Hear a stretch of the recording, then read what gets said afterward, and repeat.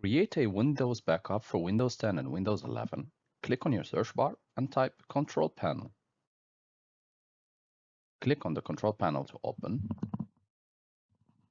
At this stage, if you have a different view than mine, large or small icons, you want to change it back to category. As a next step, click on System and Security. Next step, you will try to locate Backup and Restore Windows, and below it you will find Restore Files from Backup. And next to it, Backup and Restore Windows. It might be Windows 7, 10, 11. So click on Backup and Restore. And here we need to set up our backup. So click on Change Settings.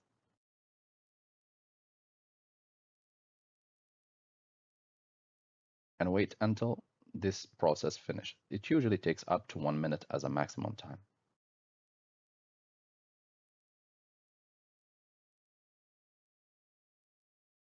As a next step, choose the drive in which you want to perform the backup. Make sure that it's an external drive, a USB, an SD card, or an external hard drive or an external SSD.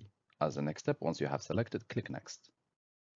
You have two options. Let Windows choose Recommended or choose what you want to back up. For me, I will choose the second option and I will click Next.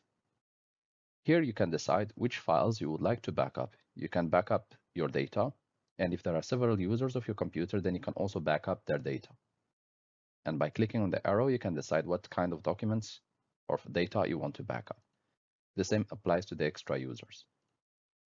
You can also choose to perform a backup for the entire local disk C, or the disk where the Windows is installed. For the purpose of this video, and to leave it short, we are going to choose the secondary user only, since the process is the same for everything. So tick whatever you want to back up. As a next step, click Next.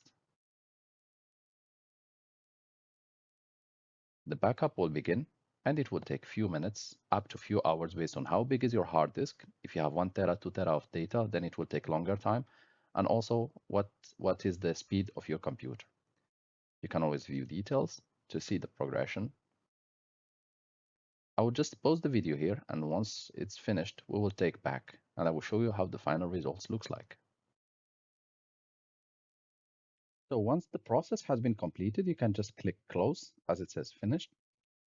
You can open your USB storage device or your external device, and you can check it. And here you will find this little icon which shows your backup.